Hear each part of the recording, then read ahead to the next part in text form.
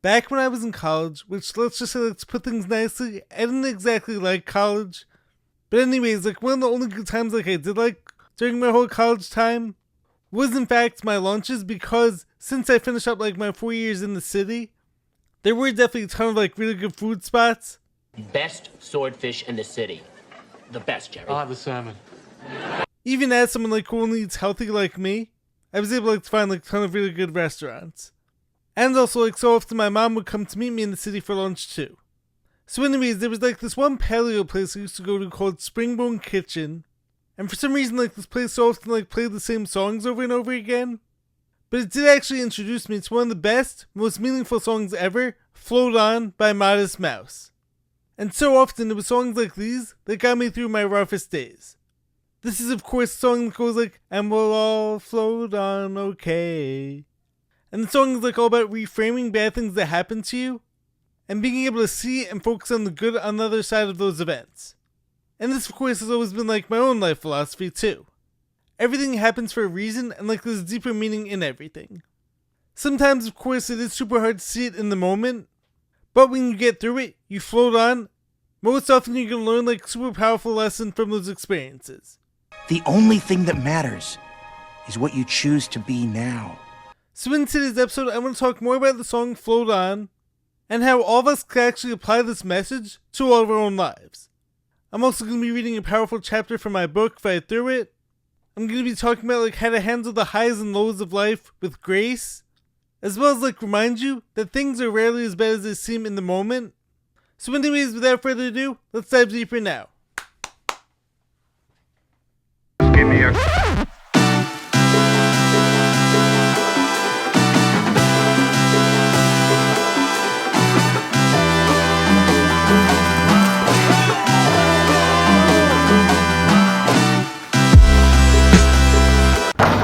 What's happening, guys? Welcome back to the Jared and James channel. I'm Jared Weiss. If you guys didn't know, it must mean that you're not subscribed to the channel, so you know what to do. Hit that subscribe button, be sure to leave a like, drop a comment, let me know your thoughts in the video. Follow me on every platform, and if you guys haven't done so already, make sure to check out my book, Fight Through It by Jared Weiss. All links to purchase it are on my website, which is jaredryanweiss.com. That's JAREDRYANWEISS.com. Buy the book, support me, and make sure to check out all the awesome shirts in there as well. Every shirt has been designed by me, every shirt is made of 100% organic cotton, so any support at all, as I'm always saying, would be very greatly appreciated. So let's dive deeper now into the song Float On, and what the deeper message from the song actually is, like, and how to live your life by that message. Let's go now. So just to reiterate, the song Float On by Modest Mouse seriously contains like one of the best mindsets to have whenever tragedy strikes in your life. And I truly believe that, like, deep within these lyrics, there are so many keys to life. So now let's actually go through some of these together. The song of course starts off with, I backed my car into a cop car the other day, but he just drove off, sometimes life's okay. I ran my mouth off a bit too much, or what did I say? Well, you just left it off, it was all okay. Then of course the chorus, and we'll all float on okay, and we'll all float on anyway. Then we have verse 2, which is super powerful. So a fake Jamaican took every last dime with that scam. It was worth it just to learn some sleight of hand. Bad news comes, don't you even worry when it lands. Good news will work its way into all them plans. We both got fired on exactly the same day. We'll both float on, good news is on the way. And of course, to finish the song, the chorus, and then like, even if things get heavy, we'll all float on. So a really beautiful, uplifting song for anyone who's going through like a rough time. And I see it like as a reminder not to take life so seriously all the time. Good one, Squidward! Woo! Because things often have like a way of working themselves out. And plus, like, what you see happening in the moment will often pass when given time. It's like, as the famous quote goes, if it's not going to matter in 5 years, don't spend more than 5 minutes worrying about it. Which is of course easier said than done. I mean, like, especially as a highly sensitive person who's dealt with anxiety from a young age, it's of course way easier said than done. But I'm also an eternal optimist, as like I would hope you know by now. So it's like, even if the scammer stole all your money, as the line goes, it was worth it just to learn some sleight of hand. Meaning that there was a lesson there that like you needed to learn. And so sometimes life has to give us a tough challenge in order for us like to learn that lesson. Not always fun or fair, but like if we accept the teaching, it becomes a positive overall. Then of course the line, we both got fired on exactly the same day. Well, we'll float on, good news is on the way. In other words, you didn't die. So something good, maybe even like a way better opportunity, is right around the corner. So don't go moping around for too long, otherwise you may actually miss it.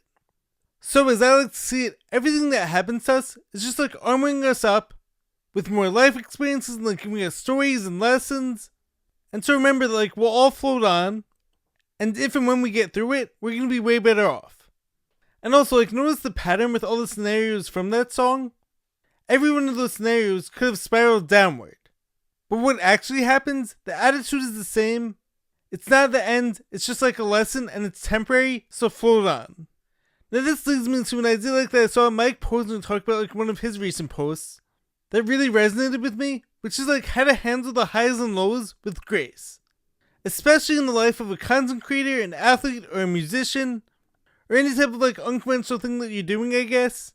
Something where it's gonna be like different every day and like there's no guarantees, which honestly could be applied to everyone. But there's gonna be peaks and valleys, and you have to like ride them all out. It'll kick you in the gut and knock you to the curb, but you can't let it rob you of your nest. So let's take some personal examples. Especially as a content creator, and like what I believe to be a genuine one, who has good intentions and like isn't just like studying the algorithms, but like actually wants to help people. So what I've observed is that like some weeks I'm adding followers left and right, I'm getting solid numbers of views, nice comments from people telling me like how much they love my work, and how all my videos like are really helping them. And it feels like everything is going great, it's all going smoothly, and like I can see like the light on the other side of the tunnel. The path to ultimate success is in place, I'm right there, and then the next week comes. And then I hit the Van Wyck. And it's like I may as well be talking to myself right now. I'm the only person who's liking my posts, I'm losing followers and subscribers. The only comment like that I received that week is from someone telling me that, like, podcast equipment should be more expensive and like it's time to give it up. The green's that way. Sure. Well, after having gone through the cycle enough times since I've started making content, I realized that like basically the highs and lows are inevitable. Some weeks are going to be fantastic, others are going to be super tough and trying. And that's of course where the doubts start to creep in and it becomes like, what if this is the end? What if I'm never going to be able to do this full time? But then just as soon as like starts to feel like I've reached my limit, the good days start to return.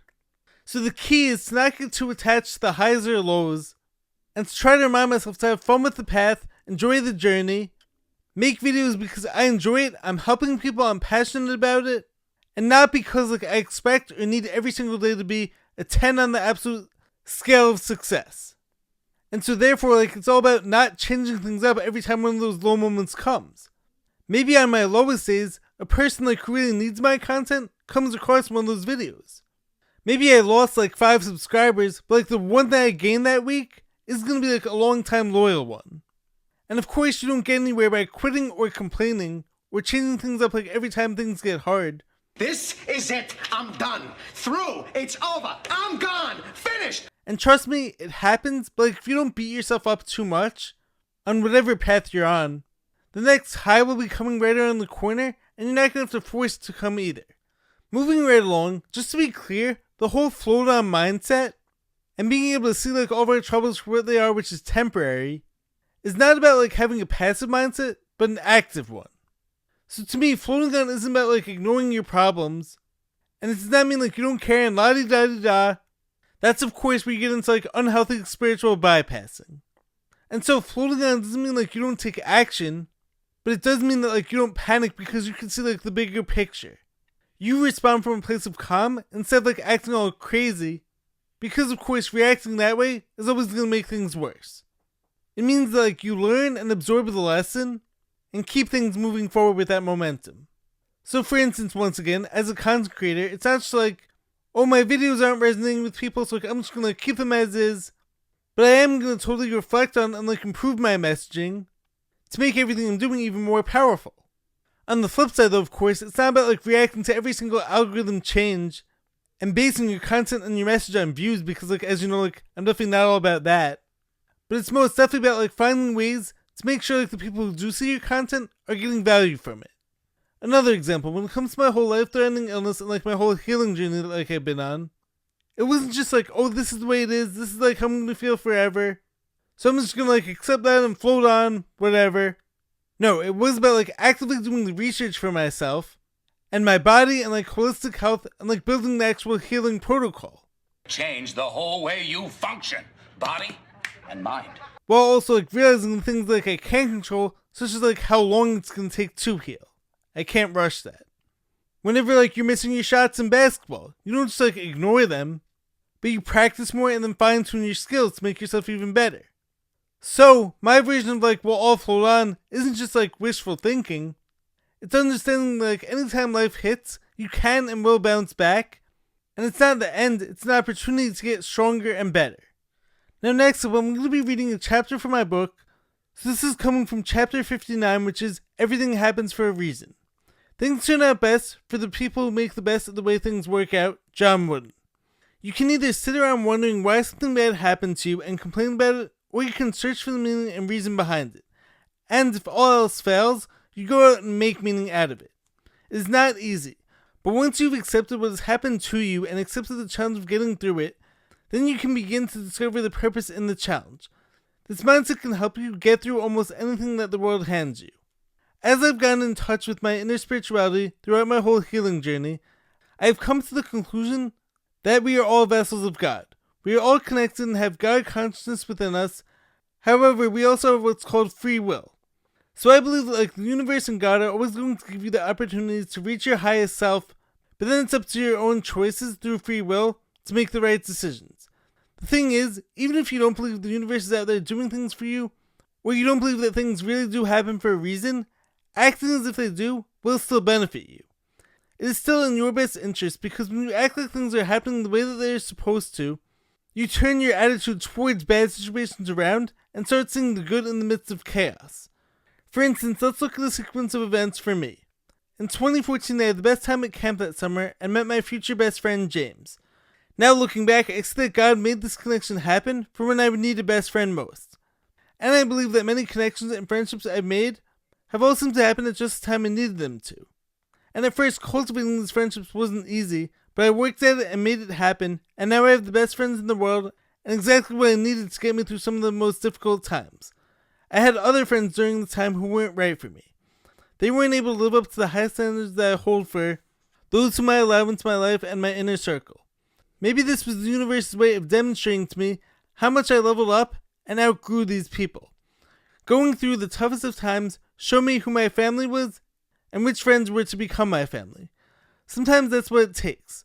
Looking at my college situation from a different lens, because I didn't finish up at Cornell, I came home and had the opportunity to live my college life at home.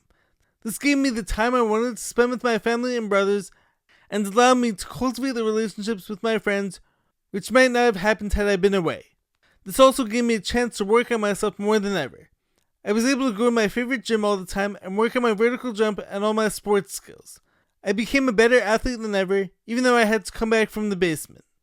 Maybe I would have gotten lonely at Cornell and wouldn't have discovered the things I'm truly passionate about. And maybe I never would have improved at these passions.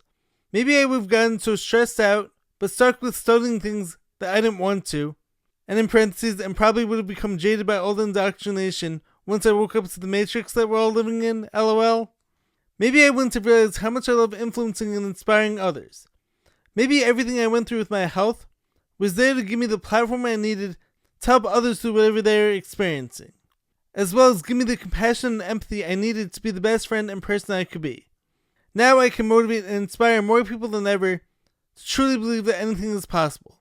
First I had to prove it to myself, and now I'm telling the world. Maybe the trauma I went through was showing me that you don't need circumstances to be perfect to still accomplish big things, and that nothing worth having comes easy.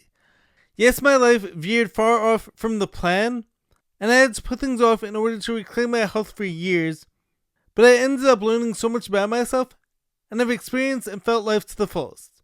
And the fact is, without all my struggles, I wouldn't be the person I am today.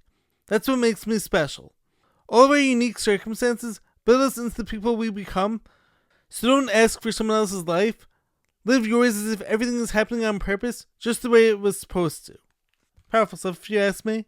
So as you can see from that, my perspective is that believing that everything is working in your favor will actually bring about a positive self-fulfilling prophecy.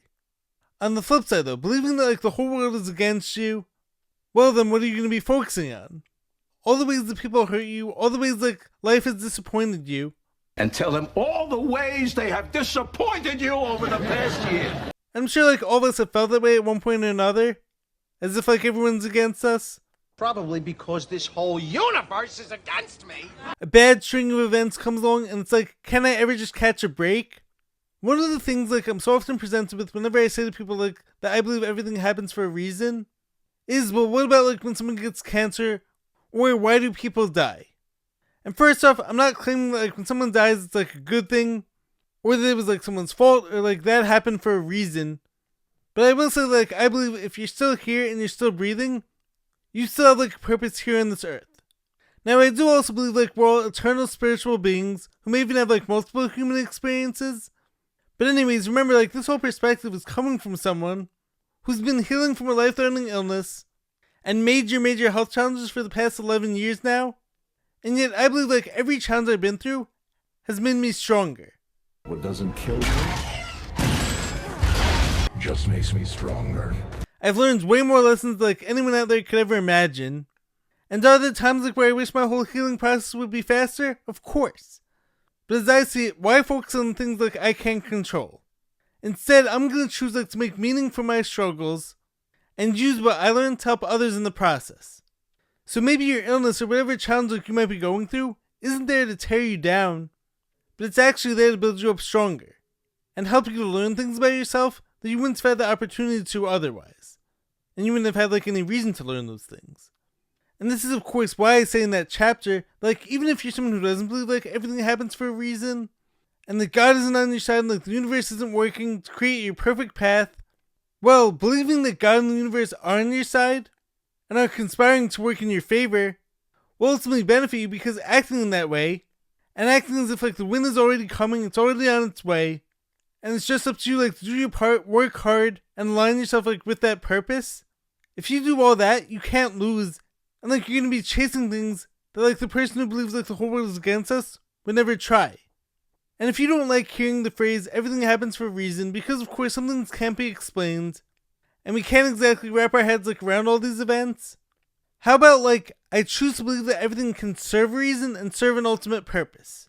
Now finally, I want this to be like your reminder that things are rarely as bad as they seem in the moment.